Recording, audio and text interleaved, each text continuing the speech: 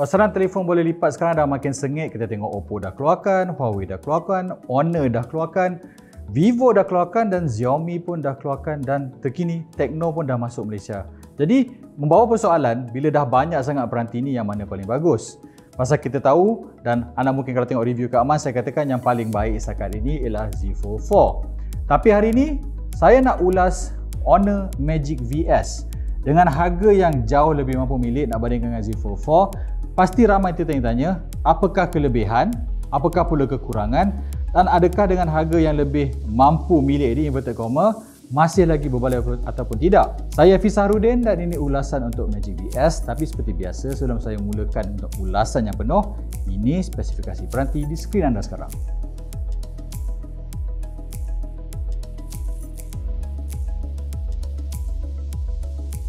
Baiklah, bila cakap pasal skrin boleh lipat, kita kenalah mula dengan skrin dulu kan. Jadi skrin dia, anda boleh lihat nisbah dia sama dengan candy bar. Jadi oleh sebab itu, bila saya nak menaip, saya nak gunakan application, tak ada isu dia jadi memanjang atau susah nak ditaip banding dengan apa yang saya alami pada peranti Samsung.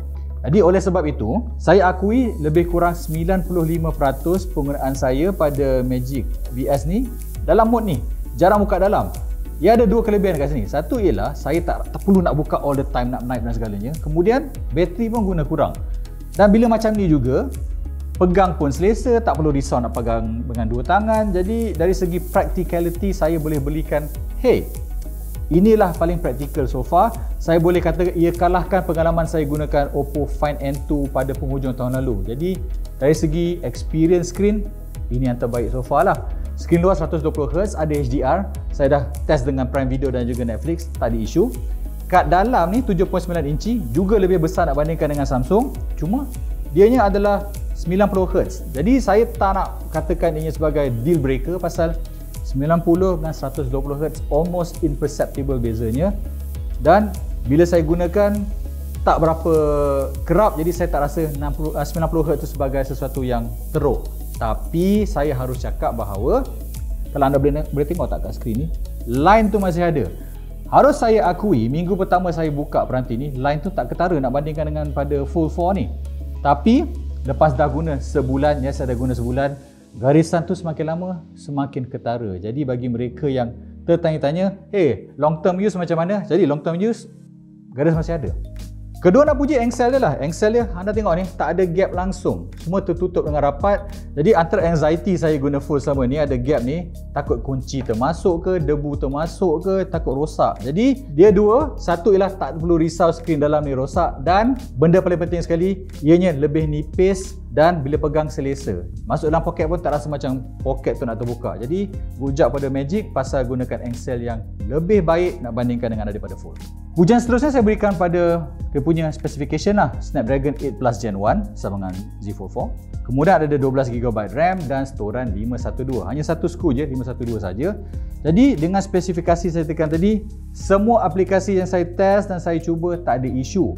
Dan juga bila gunakan aplikasi yang pada nisbah skrin besar dekat dalam ni, tak ada isu juga pasal nampaknya optimization dah dilakukan pada perisian.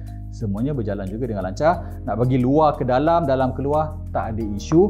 Dan dengan 12GB tadi, kalau anda rasa tak cukup lah 12, mungkin 12 is not enough, ada lagi penambahan memori maya sehingga 7GB. Jadi technically telefon ni ada 19GB RAM dan saya rasa itu adalah lebih pada mencukupi untuk kesemua aplikasi yang mungkin anda ingin gunakan. Bercakap pasal perisian, saya sukakan perisiannya lancar, pantas, tak ada isu, tak ada any major problem. Cuma okey, pasal kita sekarang nak mencari yang terbaik kan. Jadi walaupun saya puji semuanya lancar, ada banyak gesture-gesture yang memudahkan pelancaran mati window dan segalanya, saya harus give edge kepada Fold pada waktu ni dari segi multitasking saja. Pasal multitasking pada Magic VS ni, pada skrin utama dia ni, dia tak ada taskbar. Pada taskbar kalau anda ingat pada Fold One UI 5.1, saya puji, saya kata sampai ada 9 app kat bawah. Jadi kalau saya nak switch between 9 aplikasi kat bawah ni, sepantas kilat. Pada VS saya kena buka app, kemudian pergi kat mati window tukar. Jadi ada slight lagging lah kan. Tapi saya rasakan dari segi pengalaman lain, kalau anda mungkin tak fikir sangat untuk multitasking, ianya adalah memuaskan. Dan akhir sekali yang best ialah bateri 5000 mAh. Pada peranti lain dalam kelas ini, bateri dia 4400, 4600. Jadi dengan 5000 mAh, saya boleh dapat sekitar 10 ke 11 jam, tak ada isu. Pasal, again saya katakan, saya hampir tak gunakan skrin dalam pasal skrin luar dia lebih memadai. Walaupun 120Hz, saya rasa SOT sepanjang itu adalah bagus dan saya boleh katakan kalau saya buka plug pada pukul 6 pagi, bawa guna untuk waste dan segalanya, bila balik rumah pukul 10 ada lagi sekitar 15%, saya rasakan itu adalah sesuatu yang okey. Kemudian dah habis bateri pun ada pengecasan 66 watt dia bagi dalam kotak. Saya boleh charge balik bateri ni dalam masa sekitar 1 jam.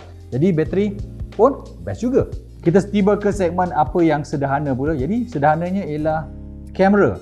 50 megapiksel sudut lebar, kemudian ada 8 megapiksel untuk telefoto dan 50 megapiksel lagi untuk ultra wide.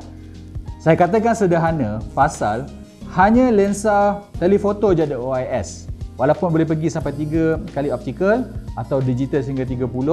Jika saya nak being honest dengan anda, warna dia cantik, mode malam dia cantik.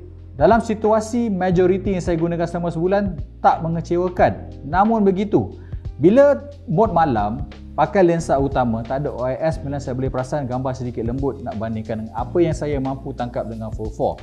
Pada 4.4, ultra wide ada telefoto ada OIS, wide angle pun ada OIS. Jadi bagi mereka yang mungkin nak gambar yang lebih tajam, mungkin warna yang color science lebih elok sikit, mungkin 4.4 lah.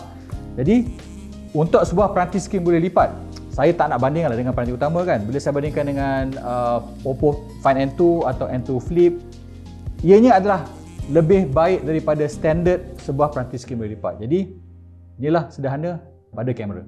Dan akhirnya kita tiba pula benda yang saya tak suka, iaitu tak ada langsung IP rating. Bayangkan peranti mercu harga dekat 6,000, tak ada IP rating, tapi itulah hakikatnya. Kalau anda nak guna letak kat motor ke, nak pergi taman air ke, saya suggest jangan bawa langsung pasal tak ada IP rating.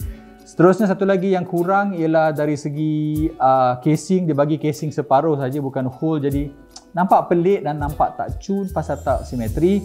Dan last kali, isu yang saya temukan pada semua peranti Honor sejak dia relaunch itu, iaitu audio tak lantang. Speaker dah bagus dah, ada double stereo, tapi boleh saya katakan dia punya kerantangan tu lebih kurang 30% lebih rendah nak bandingkan dengan peranti lain. Jadi kat dalam kereta saya nak dengar lagu, tak cukup kuat. Jadi bagi orang yang suka dengar lagu dengan audio yang tinggi, audio dia adalah mengecewakan. Sama isu saya jumpa pada Magic 4 Pro dan juga Magic 5 Pro tahun ini. Anda dengar kekurangan, dah dengar dia punya kelebihan, kemudian apa yang sederhana. Adakah saya boleh recommend? Dengan harga RM5,999, 512GB, 12GB RAM, ianya jauh lebih murah nak bandingkan dengan 4.4 dengan spesifikasi sama sebanyak RM1,300. Jadi, bila saya imbangkan kekurangan dan kelebihan tadi dengan harga yang RM1,300 lebih murah, saya tak ada isu nak recommend anda untuk Honor Magic VS pasal untuk harga yang ditawarkan, ianya amat berbaloi, ianya bateri best in class, rekaan yang best in class, dan ini adalah peranti yang saya dah rasakan berjaya memintas Oppo Find N2 sebagai peranti skrin boleh lipat terbaik untuk tahun 2023 setakat ini. Baiklah, saya Fisarudin, jumpa anda di sesi seterusnya. Bye-bye.